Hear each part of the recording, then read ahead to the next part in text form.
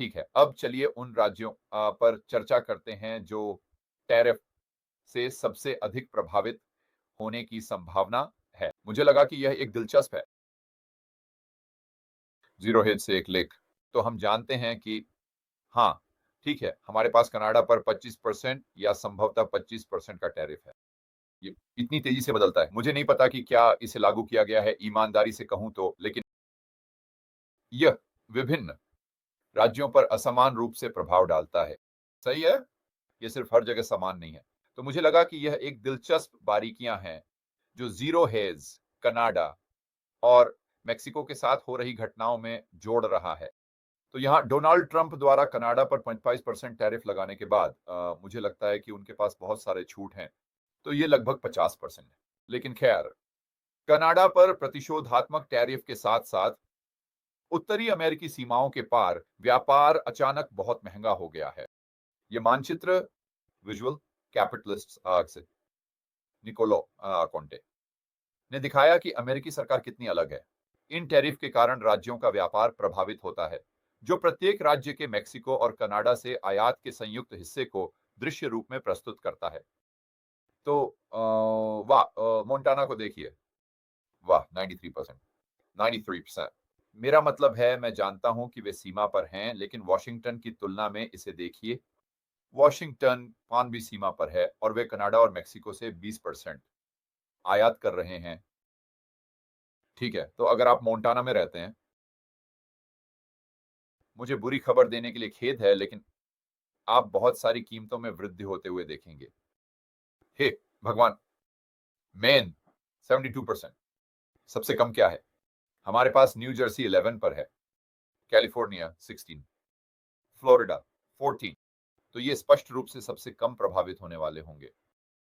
तो आप जानते हैं, अगर आपके द्वारा आयात किए जा रहे केवल 14% सामान कनाडा और मेक्सिको से आता है, तो अगला सवाल निश्चित रूप से चीन है, जो इस मामले में बड़ा हाथी है। लेकिन इसका मतलब है लोग इसे नोटिस करेंगे और हवाई केवल 6%। तो वे नोटिस करेंगे, लेकिन हे भगवान, फ्लोरिडा के बीच क्या विसंगति है? मोंटाना। लेकिन फिर टेक्सास को देखिए। जैसा कि आप सोच सकते हैं, मेक्सिकन सीमा पर वे अपने आयात का लगभग 50% मेक्सिको और कनाडा से ला रहे हैं।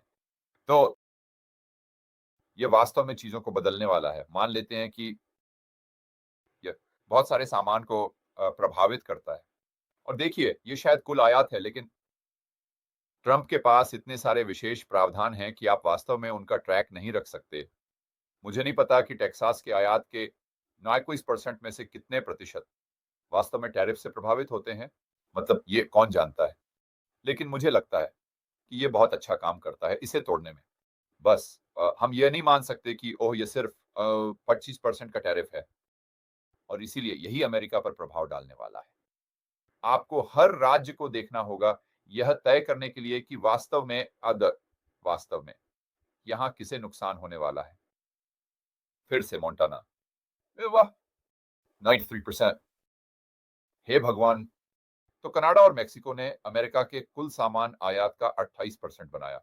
तो जब उसमें कुल सामान आयात, लेकिन कुछ राज्यों में बहुत अधिक हैं और जैसा कि आप उम्मीद करेंगे, उत्तरी और दक्षिणी राज्यों में कम। ठीक है, हमारे पास पूरी जानकारी है। मोंटाना की उच्च आयात निर्भरता लगभग पूरी तरह से कनाडा पर है। इसमें कोई आश्चर्य नहीं, लेकिन जो मुझे आश्चर्यचकित करता है वह है मोंटाना और वॉशिंगटन के बीच बड़ा अंतर। और फिर टेक्सास, मेरा मतलब है, ठीक है। हाँ, मैं समझता हूँ वे मेक्सिको की सीमा पर हैं, लेकिन कैलिफोर्निया भी है और कैलिफोर्निया का तो केवल 16% है। तो यह बस ये दिखाता है कि इन टैरिफ के साथ फिर से आप उन्हें पसंद कर सकते हैं या नापसंद कर सकते हैं, लेकिन आप उन्हें सिर्फ 30,000 फीट की ऊंचाई से नहीं देख सकते। अगर आप समझना चाहते हैं कि इसके प्रभाव क्या होंगे, तो आपको बारीकियों में जाना होगा और विवरण में उतरना होगा और अब इसी आपके विश्लेषण में शामिल करें। तो फिर आप कहते हैं, ठीक है, मुझे लगता है कि संभावनाएं एक्स, वाई और जीद होने वाली है। और फिर आपको ये पता लगाना होगा कि इन देशों से आने वाले आयातों में ये टैरिफ किस पर लागू होते हैं और जिनके लिए ट्रंप ने छूट निर्धारित की है। और फिर कौन जानता है, मेरा मतलब है ये हर हफ्ते बदल सकता है, ये रोज बदल सकता है। यह निश्चित रूप से एक चलती हुई स्थिति है जिस पर हमें नजर रखनी होगी। उम्मीद है कि ऐसा न हो, लेकिन सबसे अधिक संभावना है और निश्चित रूप से भविष्य में। ठीक है दोस्तों, अपने वीकेंड का आनंद लें। जैसा कि हमेशा होता है, सुनिश्चित करें कि आप स्वतंत्रता, आजादी, मुक्त बाजार, पूंजीवाद के लिए खड़े हैं। और हम आपको अगले वीडियो में देखेंगे। हे दोस्तों, मैं आप में से हर एक को व्यक्तिगत रूप से इस साल के रेबेल कैपिटलिस्ट लाइव में आने के लिए आमंत्रित करना चाहता हूं। यह वह अद्भुत सम्मेलन है जो मैं हर साल आयोजित करता हूं। यह आपको एक बुलेट प्रूफ पोर्टफोलियो बनाने में मदद करता है। यह आपकी व्यक्तिगत स्वतंत्रता और आजादी को बढ़ाने में मदद करता है। और यह आपकी नेटवर्क का आकार बढ़ाने में भी मदद करता है। दूसरे शब्दों में, आप बहुत से समान विचारधारा वाले व्यक्तियों, साथ ही रेबेल कैपिटलिस्ट से मिलते हैं। या ऑरलैंडो में है 23 मई से 25 मई तक। पिछले वक्ताओं में Robert Kiyosaki, Ron Paul, Peter Schiff, Mike Maloney, Lyn Alden जैसे लोग शामिल रहे हैं, बस कुछ नाम लेने के लिए। तो अपने टिकट जल्दी से जल्दी प्राप्त करने के लिए और यह जानने के लिए कि इस साल के रेबेल कैपिटलिस्ट लाइव में कौन बोल रहा है, आप इसे rebelcapitalistlive.com पर देख सकते हैं। और बस एक छोटी सी अंदरूनी जानकारी, अगर आप अपने टिकट जल्दी ले लेते हैं तो आपको छूट मिल सकती है, क्योंकि जैसे जैसे हम कार्यक्रम के करीब पहुंचते हैं, टिकटों की कीमत बढ़ती जाती है। तो इंतजार मत करो, अभी rebelcapitalistlive.com पर जाएं और अपने टिकट प्राप्त करें। और मैं आपको ऑर्लैंडो में 23 मई से 25 मई तक मिलूंगा।